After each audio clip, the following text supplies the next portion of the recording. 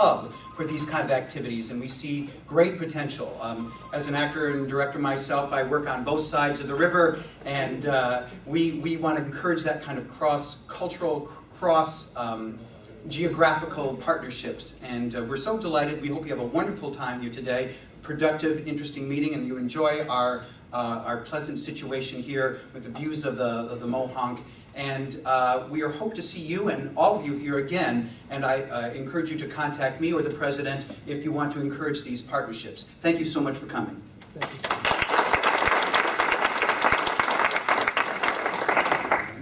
And further with the arts, Sarah Pasti, Pasti as in Dorsky, because it's the Dorsky Museum. Since Sarah's been at the Dorsky, it's really bloomed, and it's just about, okay, if you go to your right, isn't it? Yes, you go to the... Seven. There. Right. Yes, you're right. My bad. Is that the Dorsky has an extraordinary collection, but it also does wonderful things for our valley. And Sarah, I hope you'll say something about stuff that you've done. For instance, that wonderful photograph thing that you a few years ago, on both sides, whatever the hell that thing was. It was quite a thing. You tried to explain it to me, and I still don't understand it. But please come tell us about what's going on. Okay. And so it's Pasti on Dorsky. Thank you. I think that's the most entertaining introduction I've ever had in my life. But she says that every time. Anyway, I am the director of the Dorsky Museum, and as Barney said, it is up there, and it's behind that striped building. And before I say something about what we're doing, I wanted to say that we're normally closed to the public, but we are working there today. And so for any of you who would like to leave this meeting and walk up those stairs, go past that striped building, I will be happy to give you a guided tour of our current exhibition on Eugene Spiker, who is a historic artist, Hudson Valley artist from the Woodstock area. Plus, you'll get a preview of a beautiful outdoor sculpture by Tom Otterness called Gulliver, which was just installed on May 15th, and it's so new it doesn't even have a name tag yet. But you will jump over it on your way, or walk around it on your way to the museum. What is the honor? Because we have wonderful Tom Otterness down in Manhattan at the bottom of the. Where does he lives up here or where?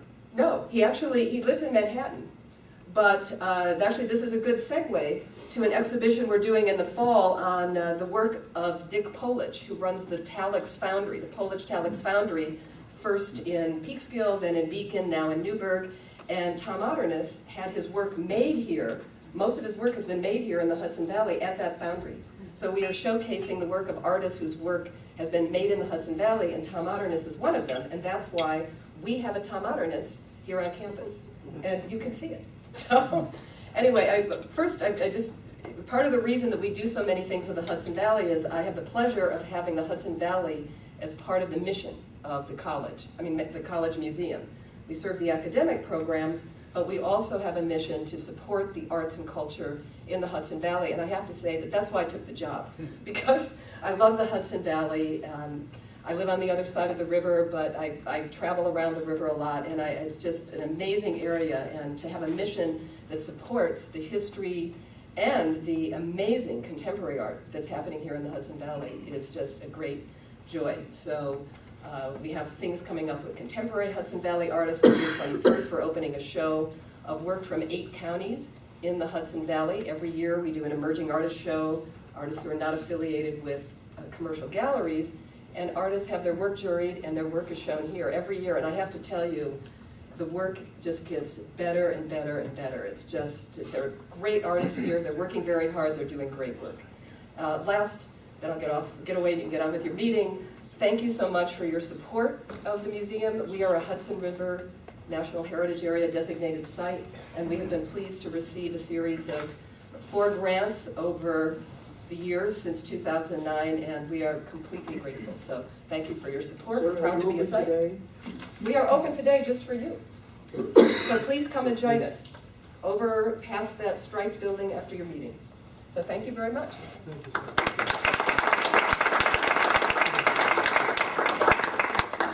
Now I guess we go right to the presentation, right? We get fair weather on us, really, I guess. Really, Peter, and Harry is. And Peter, of course, lives in New Paltz, which you probably don't know, but now you do. And he has guided the Greenway since infancy, our infancy, perhaps even his. And he's been engaged for the last 6 months, Peter, in this project, which you're about to tell us about, which I'm going to move out of the way because I'm always in the way, of course. And in this case, you need to look at Peter's slides.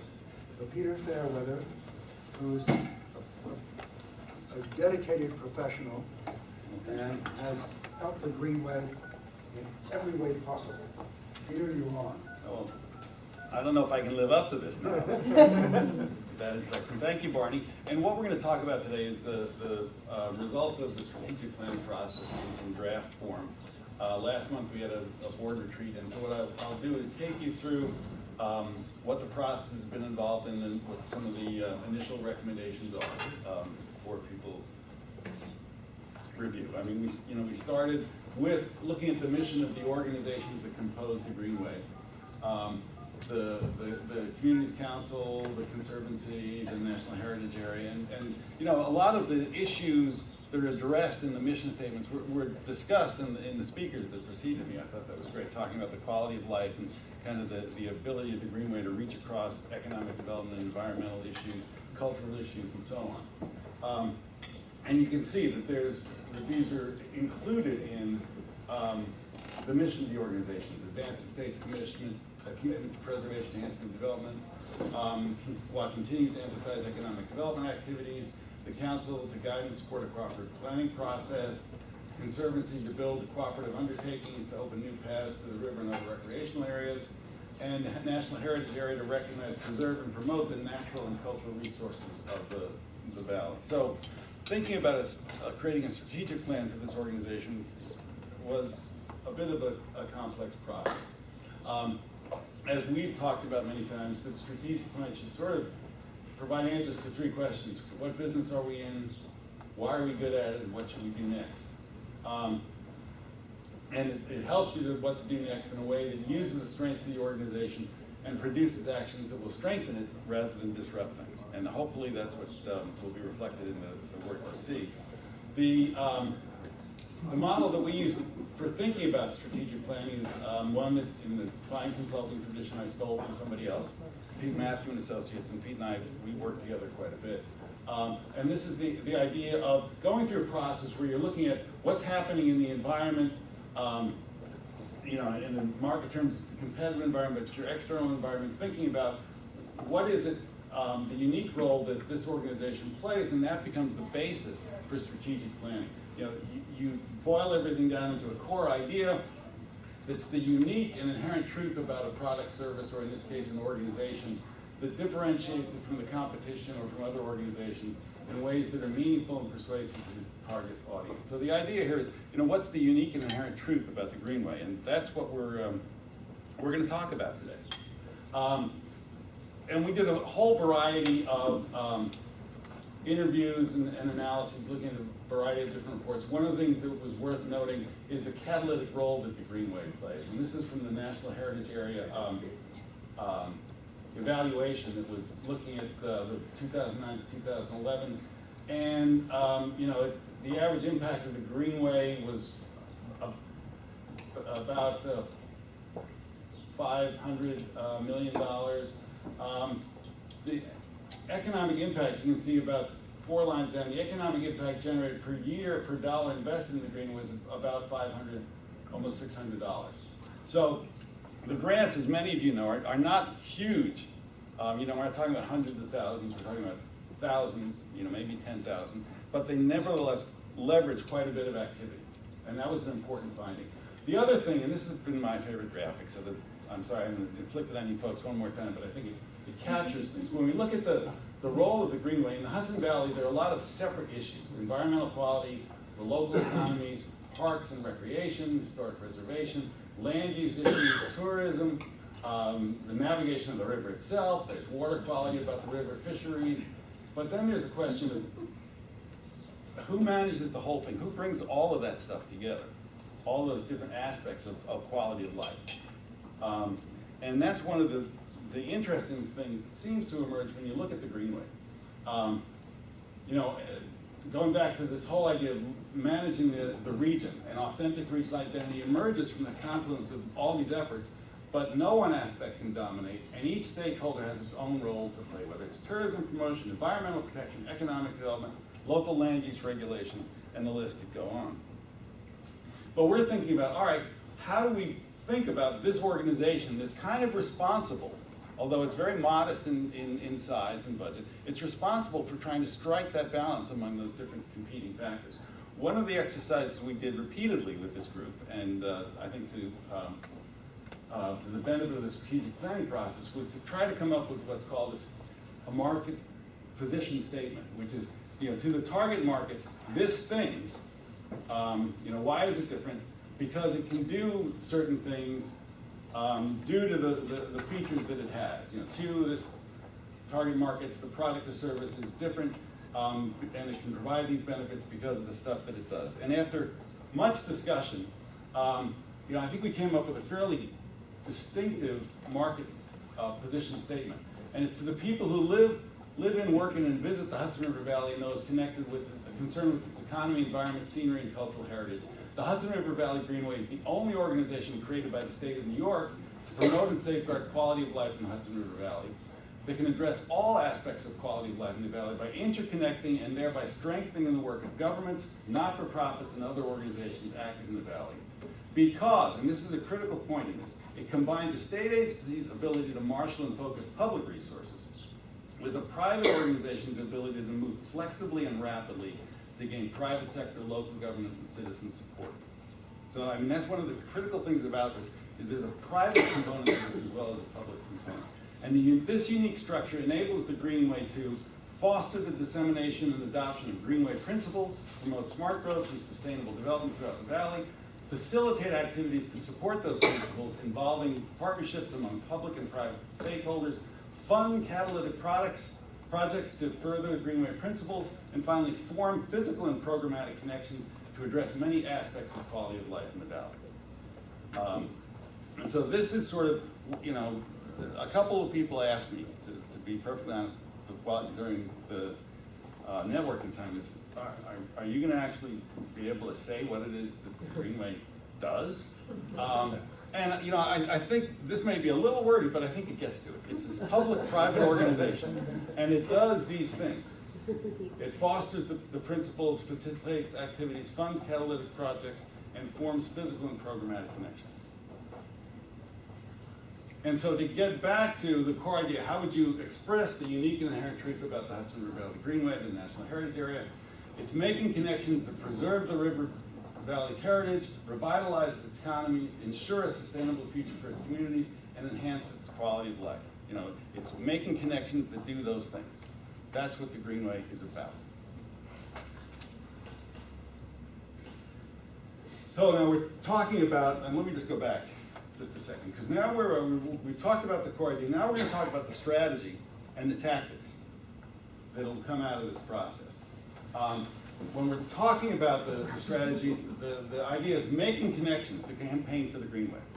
That's the strategy that comes out of this.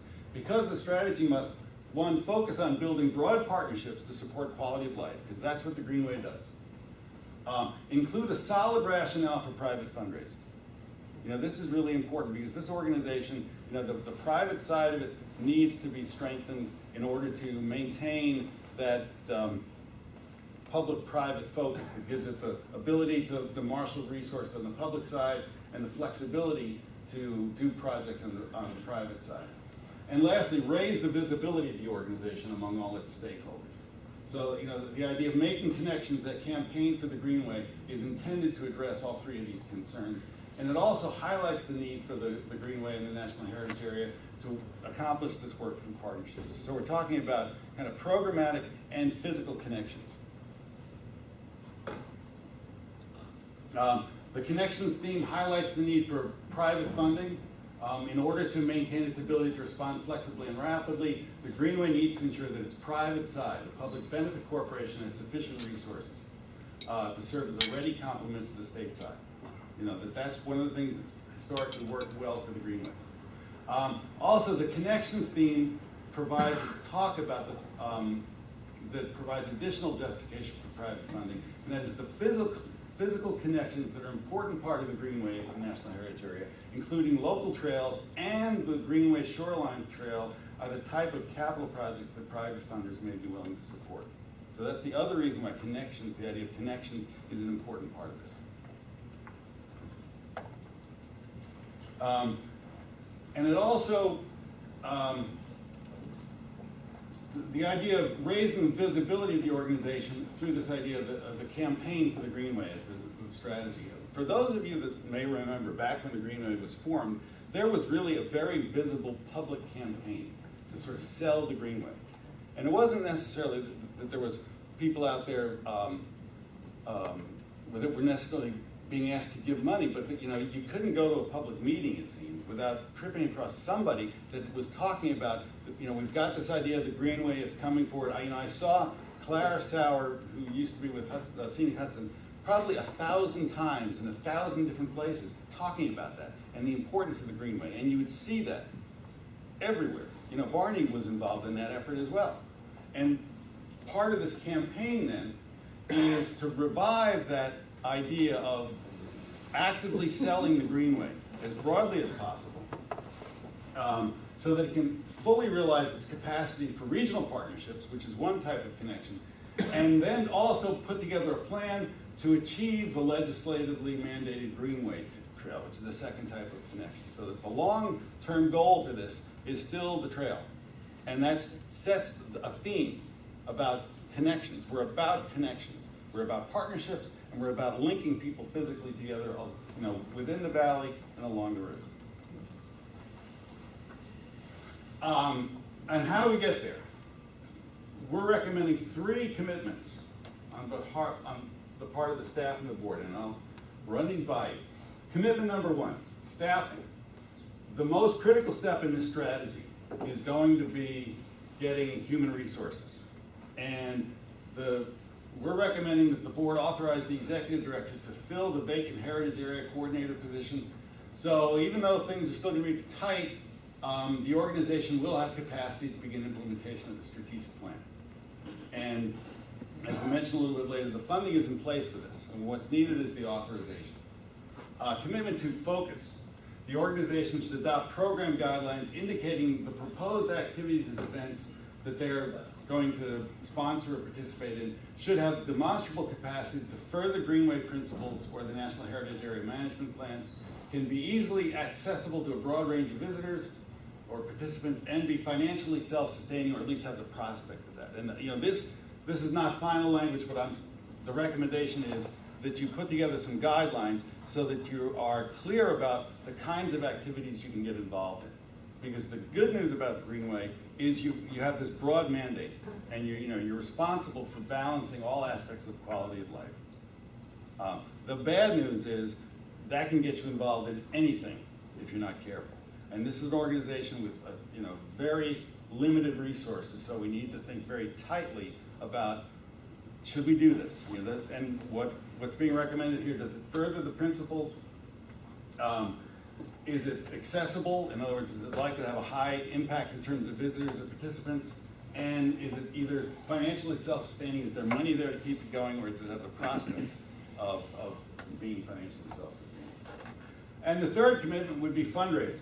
And one of the recommendations we're going to talk about is the board should form a development committee to oversee the creation of a formal fundraising development plan for the Greenway and National Heritage Area. And this will be a centerpiece of the campaign for the Greenway. The idea of raising private funds as a complement to the state side. And what I'm going to go through now are some of the recommended actions, and these are grouped according to those 4 themes that were in the statement of market position. We'll start with foster the Greenway principles. And you'll have this, you'll be getting a written version of this. So if you don't, if you can't follow everything, we'll make sure you get that. But I want to give you a sense of what some of the recommendations are. Under foster Greenway principles, to continue to expand the compacts. They've been approved in Dutchess, Orange, Putnam, and Rockland. Ulster is underway. And the idea would be to assist at least 3 other counties to create their own versions of Greenway compacts by 2020. To continue to support conferences and programs to promote the Greenway principles.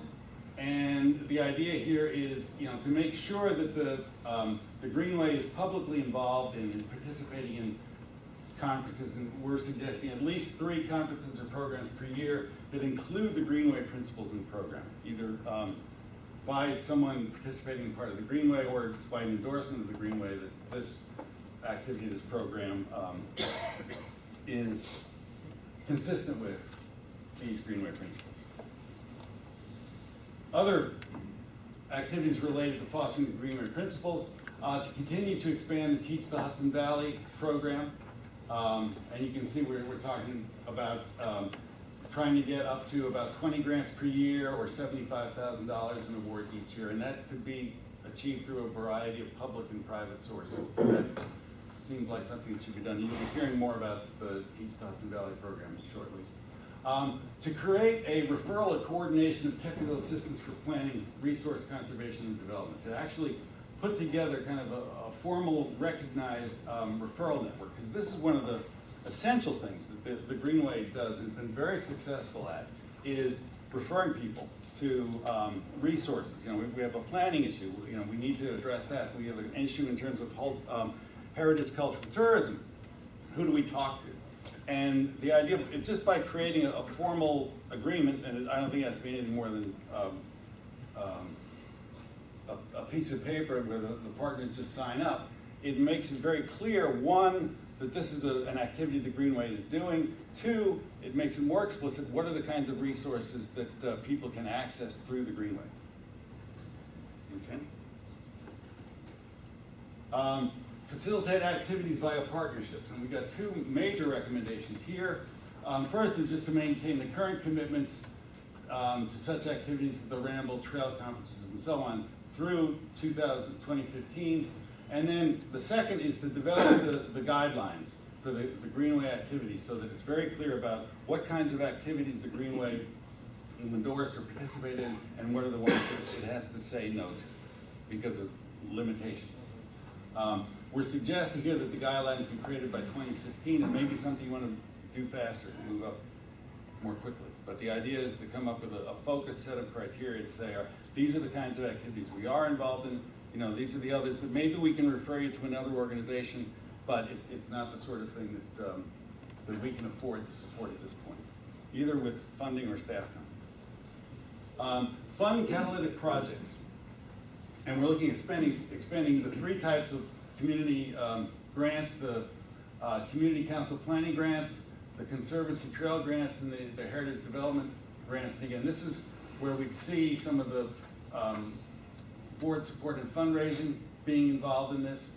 And this could be done in a couple ways. It could be securing funding, or it could be working out relationships with existing funders to say, all right, we would like to have access to some money where if we have applicants for, maybe it's community planning, would you be able to create a fund for us so that we can use that, so that applicants that are interested in getting that money can work through your organization to get the funding, where the Greenway would be a conduit. But either way, the idea is to expand those programs because the catalytic projects has been a major source of recognition and effectiveness for the Greenway.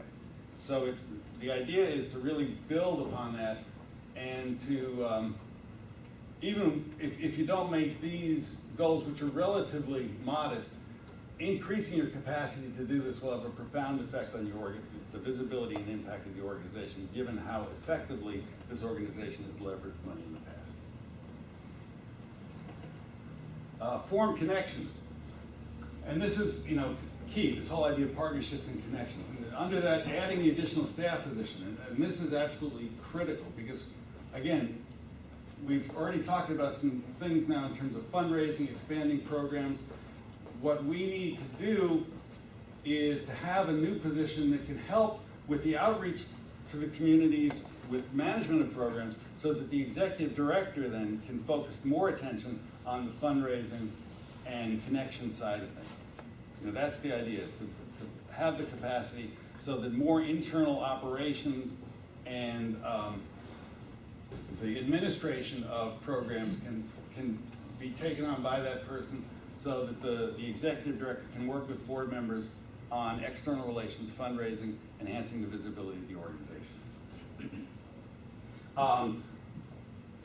The idea is also to create a plan to maintain and increase the visibility of the Greenway and the National Heritage Area in the region. In this case, we're suggesting creating an ad hoc committee to really basically go through and identify over the course of the year what are the major events that occur in this area that are important to the Greenway. And then how do we ensure that we get representation there? And this, it can be staff, it can be board members, but the idea is that somebody shows up that's got the elevator speech about the Greenway and its importance and its interest in this topic. So again, as part of that campaign to elevate the visibility of the Greenway, there's an organized effort on the part of the staff and the board to make sure that that presence is felt at what are important gatherings throughout the course of the year in the valley. And you know, to do it systematically and to try to divvy up the effort so that board members and staff are both participating in that. The other one, and this came out in the discussions at the board retreat, is a recommendation to cultivate the next generation of Greenway champions. And the idea here would be to create a board committee to work and identify and cultivate public officials and public figures that are willing to advocate on behalf of the Greenway. And as it was mentioned in the board retreat, you know, one of the things that helped tremendously with the initiation of the Greenway and its growth was the work of people like Congressman Hinchy and Senator Salan in tirelessly advocating for the Greenway. And their presence is already missed, but there are still people out there that are interested in the Greenway or potentially supporters, and what needs to happen now, and this is focusing sort of on the legislative side rather than just sort of the general public, to cultivate those folks, let them know that we care about your participation, your interest. We'd like to use you as a sounding board or conduit for our concerns and our needs as we move forward. You know, that has to be done in a way that's consistent with the not-for-profit and governmental role, so it shouldn't be, as it hasn't in the past, been a partisan effort, but there does need to be a recognition that it helps for this organization to have champions, and not just at the state level, but at the county level and at the local level. And you know, one of the simplest ways to do that is maybe periodically recognizing the Greenway champions and saying, you know, thank you for your support. We really appreciate the work you've done, making our concerns and needs visible to your constituents or your colleagues in the different levels of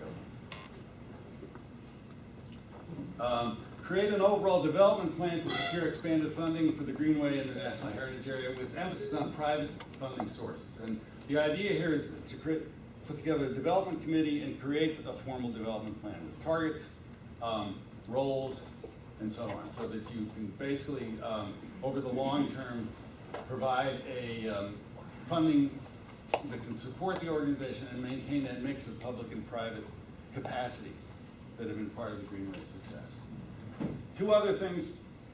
One is to seek support for a gap analysis related to completing the Greenway Trail, so that you understand where are the missing pieces in terms of the shoreline trail. And then step two is to create a plan to complete the trail. To use the gap analysis then to say, all right, here's where the missing pieces are, and here's how they can be filled. And that can be something that can be folded into the development plan as a component of it. Because the idea, again, is to make sure you've got a development plan that will appeal to the private givers, but also brings that idea of connections forward. And you know, As we've talked in the past, the Greenway Trail, the state mandated trail, isn't necessarily going to get a lot of staff time in the short term in terms of what people can do. But obviously, over the long term, a lot of people in the public mind see the Greenway as embodied in that trail. So in some ways, putting together the plan to complete the trail as part of the development plan will make a logical connection for folks, and it also will be able to introduce people to the Greenway that don't know it very well to say, there's a number of things we're doing. Part of that is indeed going to be to complete the trail, and we'd like your participation in that, but there are other things that we're doing as well in terms of community planning, cultural heritage tourism, and so on, that are also worthy of support. And then the trail is really just part of that larger activity. And thinking about all these activities, one of the questions is the role of the board members in this. And here, what we see is some of the key roles. Obviously, fundraising, which is a new function for the board, but we've talked about it several times. The ability of the board to undertake fundraising, and it might be, again, through the creation of a separate development committee whose members don't necessarily have to be all board members. Maybe there'll be a couple of board members, and you bring in other people that have interests and connections that make that work. As part of the fundraising effort and so on, just to continue to assist the staff by providing access to connections. And that is, potential funders, maybe local officials, state officials. And this is something the board has done historically, but it's an important role. It needs to be maintained. Help raise awareness of the Greenway among the general public. And we talked about that visibility committee, to be willing to participate and kind of deliver the standard elevator speech about the Greenway in public events on a regular basis. Recruit legislative champions, as we talked about at the state, federal, and local level. Local is missing there, but that's part of it. To provide ongoing legislative funding and support for the Greenway.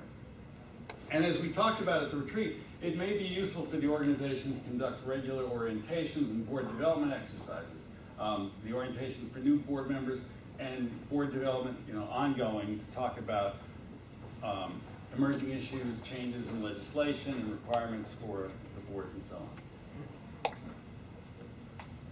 on. That's some of the ideas that we've put together. Two of the things we want to finish in this is to put together a case statement, which we see as like a one and a half page summary, kind of the elevator speech about the Greenway that embodies all of this as material for you to use, and also a business plan. I'll sit down with Mark and show, all right, what would the numbers look like, let's say for over 5 years. So that was throwing quite a bit at you, I understand, but I wanted to give you a sense of where we're going, and this is, again, a draft form, so we'll have time to tweak and adjust as necessary. Sally, did you have a? Well, I wasn't raising my hand, but I was thinking, Peter, it's extraordinary how you're always able to articulate what happens within these smaller organizations, and I think it's because you know the Hudson Valley so well. I guess one of my concerns is that you've mentioned several times creation of committees, and there's no question those committees would be valuable, but I also understand the pressure that it puts on staff. Every committee that you create means more staff time that has to be allocated to working with these committees. And I've only noticed one position that was recommended. So I guess what we have to decide as board members, how realistic, how practical is it to reach the goal with limited staff, and what do we do about that? Mm-hmm. Yeah, I think that's right. Because an alternative would be to think even, I almost hate to say this, even more aggressively about fundraising. To say short term, we've got one person on hand, And maybe we want to build to another staff, or maybe 2 more in 3 to 5 years. I mean, I didn't want to spring that on you right away, but, you know, that's, you know, we're still, that's a modest staff, so. It is. It's very small and it's very ambitious what's being recommended. Mhm. Go big or go home. Peter, in connection with finding the next generation of champions, we may want to look back to the former generation of champions. The Poughkeepsie Journal under Meg Downey as editorial chair was terrific about the Greenway, and I'm sure that was true of other newspapers in the region too, these regional papers. Mhm. And newspapers don't have the influence that they once did, but it seems to me that if we, and this isn't necessarily a staff responsibility, if individuals who are on the Greenway were periodically to meet with the editorial boards of these newspapers and whatever the equivalent is in the social media, and just say, this is what we've accomplished to date, this is the kind of support that we've gotten from elected officials and from the appropriators, and we want to build on that, and we want to do more, in your readership area and so forth. Because I'm not sure that, you know, it's always going to be front and center in their consciousness. And so I think that that's something that we ought to do, because remembering the Poughkeepsie Journal in those days, they were just terrific, and I'm sure it had an effect. Mhm. Yeah, and the visibility committee that's mentioned, you know, that's the kind of thing, a recommendation I would see coming out of that, Yeah. saying, these, you know, these editorial boards should be addressed with the following messages over the year. A long time ago, both Dick Wager and Ira Fussfeld were board members. That's right. True. So if there are any vacancies on either board, perhaps that should be the first place we should be looking. And I was going to add that probably if fundraising development is a major new enterprise, we probably could profit from some experienced people in development to be on the board as Mhm. well. That would be the criteria. Yeah, and also, that's why the suggestion of the development committee, whose members are not all board members, just it may be easier to get them onto the committee than onto the board. Right, that's true. But still, some board Yes. representation would be good, Yeah. maybe chair. I have a question on fundraising. There are many of us that sit on the board here. Some of them are government officials. What is there a potential conflict of interest if they are doing fundraising? And some of us are involved in an organization. We're in a position where we fundraise for our own organization. How do you deal with trying to fundraise for another? I'm thinking of Andy in particular, who's the Hudson Highland Land Trust that came to mind because you're sitting there. But there are others, I'm sure, in the same boat. So the committee that's formed, that needs to be taken into consideration. Yes, absolutely. And that's, again, that's another reason why talking about a separate committee is because there are going to be people that are state employees and, you know, that have other responsibilities that shouldn't be directly involved in that effort. Yeah. And this is a way that can happen without involving. Yeah, you have a couple of kind of the focuses. You mentioned state agencies involved. You never mentioned ag and markets in any of those concepts, and I think that ag and markets needs to be involved. Okay. Simple fact, because agriculture, you mentioned economic development a couple of times. Very important component of the economy. Ag and market was ably represented by Charlie Willie. Charlie Willie. Right. And he, not a meeting passed, but Charlie didn't remind us of that. And so yes, indeed, that is true. Peter, you're gonna be talking more about trails. You're gonna do that later, or because that turns out to be a really important part of what you found that people like about the Greenway. Right. And if you could develop that a little bit. because- Sure. Well, and that's why the theme ended up being all about making connections. Because, you know, this is an agency that reaches across jurisdictional boundaries, but a lot of the work it does, you know, some of it is related to the big trail, but there's a lot of work in the smaller trails in the region that have really been catalytic in the best sense of the word. And you'll probably hear more about some of those at this meeting.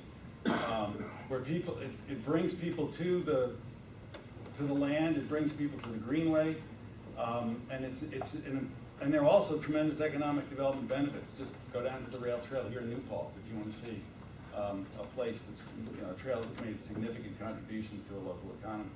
So yes, I mean, and that's why the catalytic projects, many of those are going to be, we envision those as being trails. And I'll talk a little bit about trails later on within the context of a preliminary implementation step that we have. And from my perspective as staff, and fully appreciating Sally's comment about committees and the work that it takes, I don't see all this being implemented at the same time.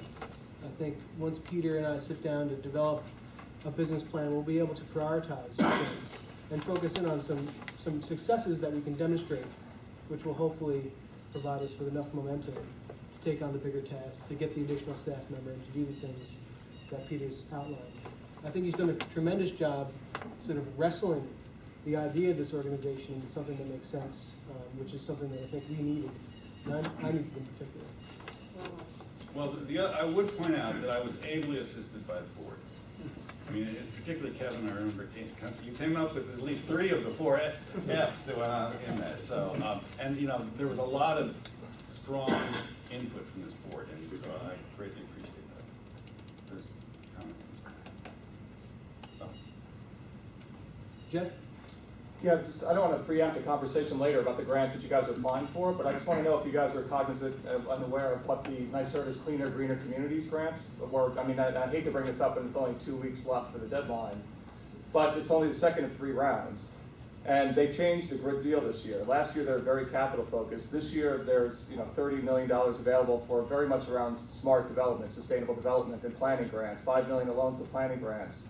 So if not for the organization itself, you guys could use that as a lever for conversation with a number of different groups. And it doesn't just have to be municipalities that apply this year for those planning grants. So there's still some time to talk about that. There might still be some opportunity to explore if you're not already. I apologize. I'm glad you came, Jeffrey. 2 weeks is plenty of time. It's amazing what you could do in 2 days. There's money available. When's the next round?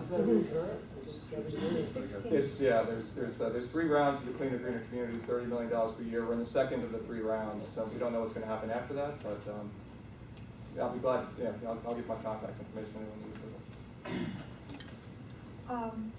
I was asked to speak in Columbia County last week about a trail program that I did in Yorktown, which is Westchester. And what was really brought out is how different the trails are in every community. So if you're looking for an easy to implement, high visible project, probably my suggestion is to make sure you have something in each county, or at least in counties that are similar. Because comparing Westchester County and their trails with Columbia County, that's apples to oranges.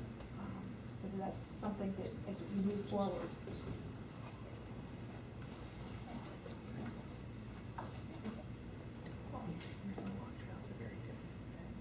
Because the wonderful thing about trails is it doesn't cost very much. And that's, and Peter, you've been an advocate of Hudson Valley Trails for many years. And Beth, who is not here today, is our trail representative, and she would say that we're getting closer and closer to a goal of having a contiguous trail on both sides of the Hudson. Now we're not there, but it's like that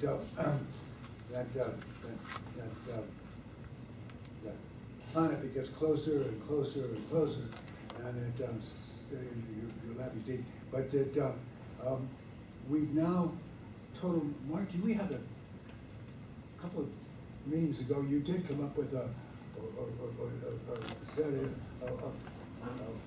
mileage of the total miles of Greenway Trail. It's just over 750 miles of land trails that are designated Greenway trails, and it also includes a 256-mile water trail. And that's Scott. Scott, where are you? Right here, Chair. Okay. You should say something about that water trail too, because you've been enormously successful in that. Well, I can say that As of the last meeting, we are within 2 sites of having a launch every 10 miles or less on both sides of the river, on the estuary, and every 10 miles or less on the portion between Whitehall and the Canal.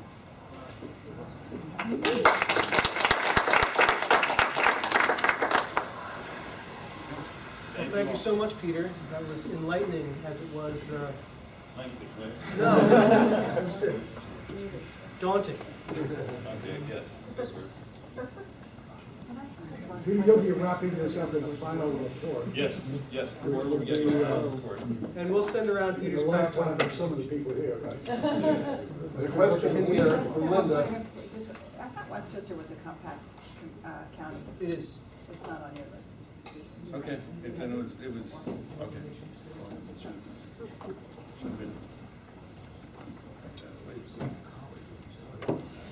Peter, quick question, the 325,000, 2020, is that per year or, No, that's cumulative.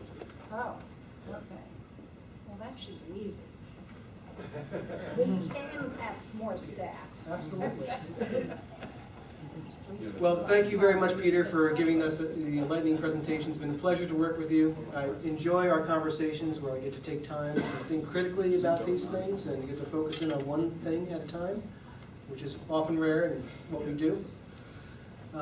Somebody else who thinks critically about lots of things, but in particular how to connect the next generation of environmental and cultural stewards to our resources in the Hudson Valley is Debbie Duke. And Debbie Duke runs the Teaching the Hudson Valley program. The National Heritage Area is a partner in the program, closely with the National Park Service and the Hudson River Estuary program, in addition to the Hudson River Valley Institute at Marist College and others. Since our last meeting, the program, through our Explorer Awards and others, have connected over 700 students to our cultural and historic sites and environmental resources throughout the Hudson River Valley. We know that getting kids to experience these places, getting to touch the dirt, and getting to smell the earth is much more resilient in terms of what they take away in that experience than sitting in a classroom and listening to their teachers. So Debbie has a lot of things that are going on right now in the Teaching the Hudson Valley program, and won't you join me in welcoming Debbie Duke to talk a little bit about it.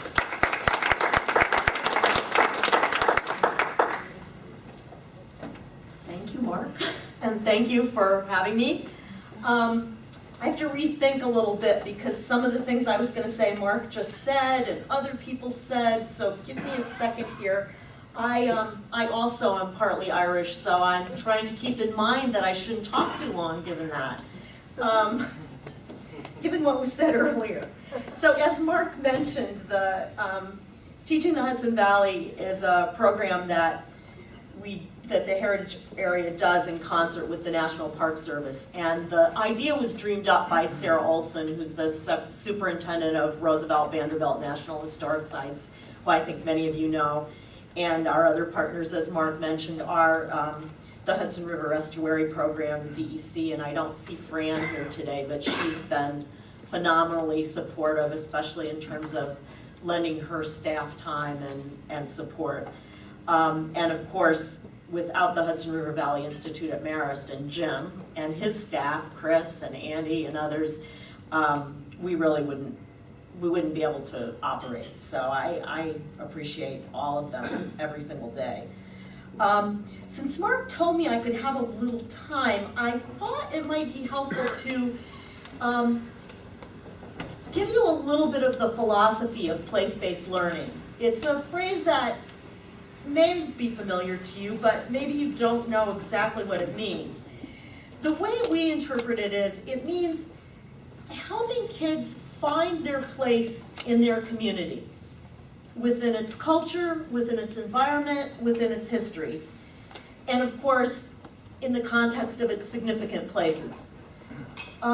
We want to help them understand how and where they fit in their community, and then the next step beyond that is to understand where their place fits in the larger world. Because of course, as much as we'd all like to live just in the Hudson Valley, we're really part of a global complex that is becoming more and more important for kids to understand. So I guess maybe it's think global, act local is another phrase for place-based learning. The one other piece to that is that ideally this is not something that's conveyed to kids by someone talking at them. It's hands-on, up-close, personal. So I'm going to dispense with the philosophical now and get a little more into the practical. So given how small THV is and how big the valley is, how many school districts we have, how many school kids, what can we practically do? We've got, in addition to a big geographic area, we have school budgets that are pretty consistently shrinking. We have an ed climate that we don't really control and that many teachers feel they don't control. So we have a lot of things that might make you think, how can you possibly do anything? I think, actually, given the relatively small investment we're making, we're doing quite a bit. Mark mentioned that we have grant programs that help cover the cost and admissions so that teachers can get kids out of the classroom and to places. In the last 6 months, we've sent 700 kids on these trips. If every school that is currently holding on to a grant for this school year follows through before the end of June, we are on target to double that number. So I think that's pretty good.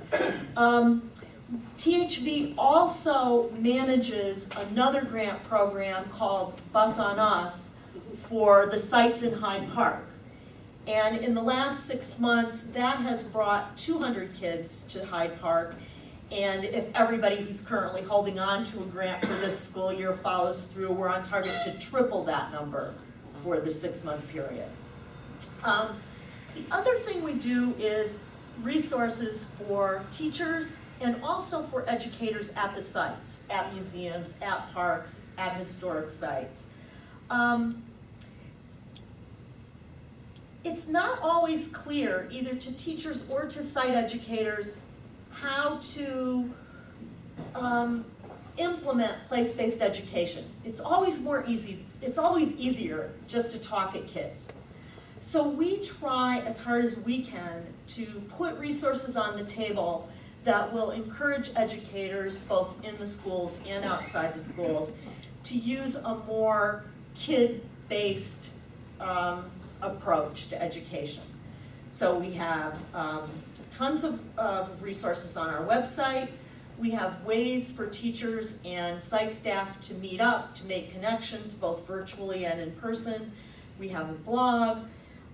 We have a growing list of activities and lesson plans that anybody can access for free that are related to places in the valley. I think we're up to close to 350. 12 of those have been added in the last 6 months. And just to give you a sample of those 12, one is the waterways of the D&H Canal, another has to do with Hudson Valley birds, another has to do with New Croton Dam, and another has to do with Orange County history for second graders. So we have a pretty diverse range of activities and lesson plans that are available, and as I said, they are free to anybody who wants to use them. One reason that we've been able to add these 12 new ones in the last 6 months is because we had a small grant from the Library of Congress, and we worked with the Southeast New York Library Resources Council to do teacher training on using primary sources to teach about the valley.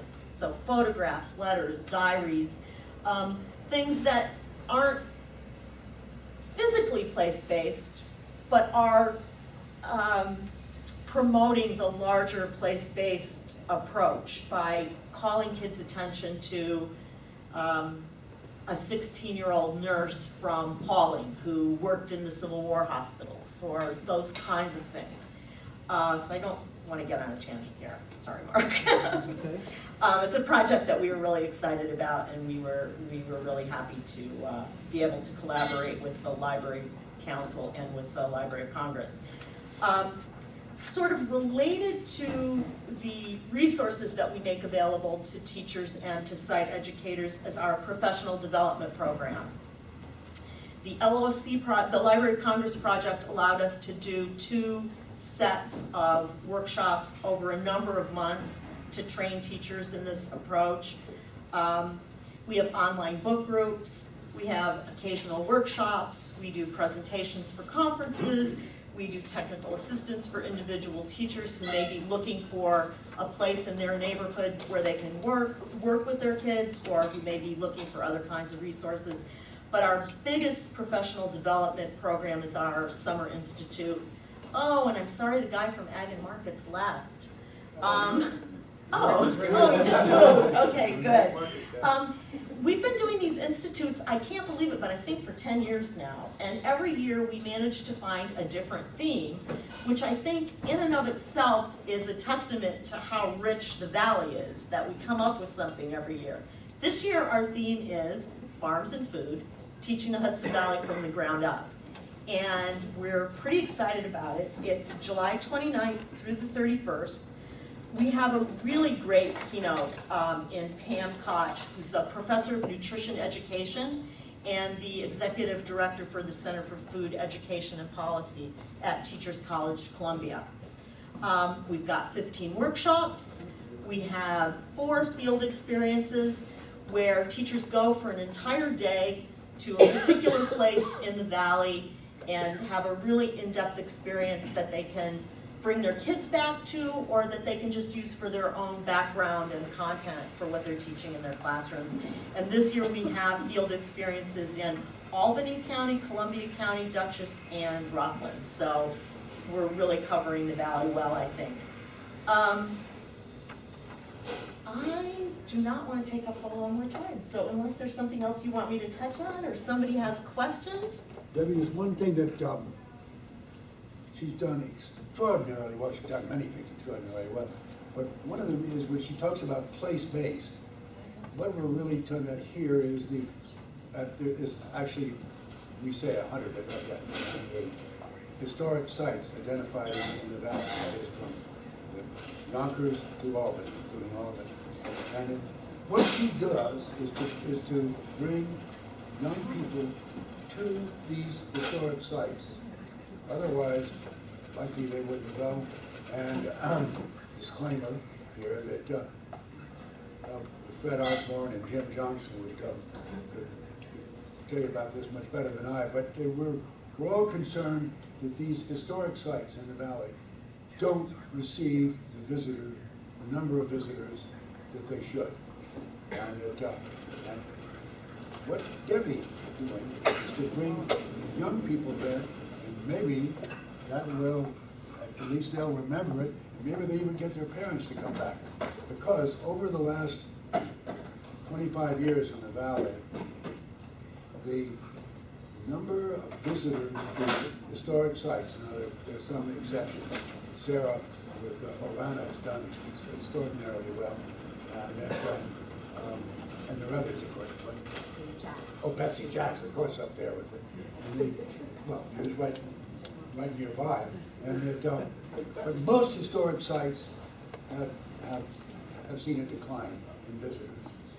And if you want to take one outside of it, Williamsburg, but for the Rockefeller, would be a parking lot, because the number of visitors in Williamsburg is half of what it was 30 years ago. And so what you're doing is marvelous for the Valley, because we think of ourselves as an historic place. And when you're talking about place-based, that's what we're fascinated with. And Fred Osborne can tell you for hours about that. But you're doing wonderful work, and I hope you won't stop on that. Well, thank you, Debbie. I agree with Thank you, Chairman. One additional question for you. I know we've engaged some educators specifically to advise us on the program. And I think it's a really innovative approach, because you have classroom teachers and you have site educators. And you want to just talk a little bit about that program? Sure. What Mark is referring to is basically an advisory group that we call our THVIPs. So they're teachers and educators from historic sites, museums, parks, who are particularly committed to and skilled at this concept of place-based education.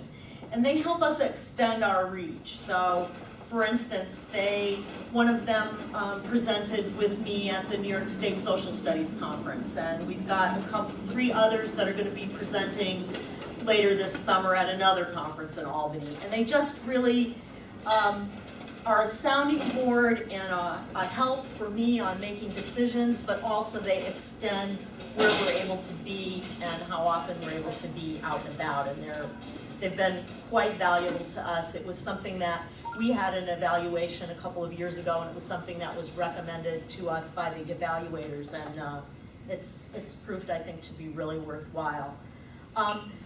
If you are interested in learning more, we would be more than happy to have you as our guest at the Summer Institute, and I'm going to put a stack of these in the back, and if you can grab one and it'll tell you how to contact me. And in our effort to be frugal, we are reusing the card that we used for last year, so you're going to see a little label with the title and dates for this year's Institute on the back. And what is the date? It's July 29th through 31st. We are based at the Wallace Center in Hyde Park on the first day and the third day, and the middle day is the field experience day. We always welcome your input, your participation, and any support that you may want to provide. And I think that's it. Great. I want to thank Mark and Scott for putting up with me, because I am confused sometimes about money and other things, and they always help me get through. Thank you for putting up with us. Linda has a question. There wasn't a question so much as a comment. Within the state parks, we, in all of our training sessions, both the path through history as well as when we meet within our own site managers, we encourage everybody to get involved in the Teachers Institute and to get involved in the busing program and looking at your stuff. It's been very, very helpful for all the state parks. And the good news, Barney, is that the state parks, historic sites, actually have increased attendance in the last few years. So it's not entirely a negative story, but it can always be much, much better. I'm always thinking about ways that we can extend that. Like, I was starting to think about whether we might produce a piece that every kid who goes on a field experience as a result of one of our grants, something for them to take home to their parents that promotes the heritage area and kind of reminds them about all the opportunities there are and so forth. Debbie, does your organization have to approve the curriculum that's being used by teachers in order to get help with funding for busing? No, in fact, I don't think we would be allowed to do that, especially in this climate. I mean, we encourage a certain approach, but teachers do what they're going to do, and the educators at the sites do what they're going to do, regardless of our input. Stephen? Debbie, kids love to collect things, and they like competition. So maybe each child at the end of each course gets a passport, and it shows the sites that he visited, or she visited. And then if they visit all of them, that gift shop would give them a $5 gift or a $10 gift. But then the kid is going to come home to mommy and say, I need to fill up my passport, and I got 6 more sites to go to.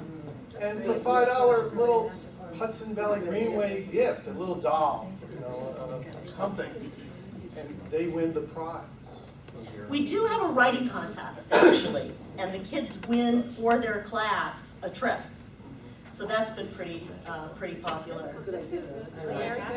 What's the grade range? Well, that's the other challenge that we face. We do K through 12, we do after-school programs, we do scout troops, we do anybody and everybody. Because when you were describing it and going through it, it seems like it's for second graders, third graders. So as a high school kid, I don't know if I'll be interested. Oh, no, not at all. I mentioned that Orange County unit is for second grade, but among the 300 and some activities and lesson plans that we have, it runs the gamut. We've even had community college teachers use our materials or apply for grants. Do you accept lesson plans from others who are teaching place-based education? Yes, it has become more complicated for us to do it because the website that supports our lesson plans is getting really old and it's breaking and we don't have the money to fix it, but we do accept lesson plans. And I guess I should clarify, the activities and lesson plans that are available are completely separate from the field experience grants. You don't have to use one of those in order to apply for a grant, and you don't have to apply for a grant in order to use one of those. Is it better if I pass these around rather than stack them in the bag? Yeah, sure, pass the word. Okay, don't take one if you don't need it, but feel free to take multiples if you can. Thank you, Debbie. Yeah. Thank you.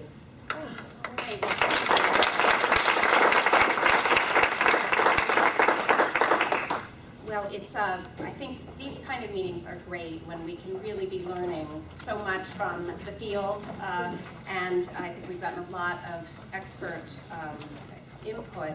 We are turning now to the business portion of the meeting. We're running a little behind. We have about a half an hour, so we'll need to sort of, unfortunately, zip through this. Plenty of time. Great. Okay. Let's very slow. Okay, so just a quick agenda review. We actually are adding one item to the agenda, which is a board resolution to approve funding for a project in New Lebanon. You'll hear about that, but that just hadn't been in the agenda. And then just if there are any comments, other comments? Well, I'm wondering, given Peter Fairweather's presentation, if, I don't think we have time to do it today, but I need a refresher on the composition of the public benefit corporation aspect. I think it's attached to the Conservancy. I don't really recall how it works, but I'm glad to see that it's finally going to begin to perform its use for fundraising. So I don't think we're going to have time to really talk about that today, but I'm getting the feeling that we're going in the direction of really needing our board to become a more working board, which is, I mean, we used to have committees. We had an agricultural committee, and, you know, I can't believe I'm saying this, but I think we're going to have to meet more. And that I think possibly what we need is to establish some of those committees. And I'm not sure what the timetable is for filling the position that the strategic plan recommends, but I would imagine that getting any new staff is fairly urgent. So I don't know what the process is. We have had search committees in the past.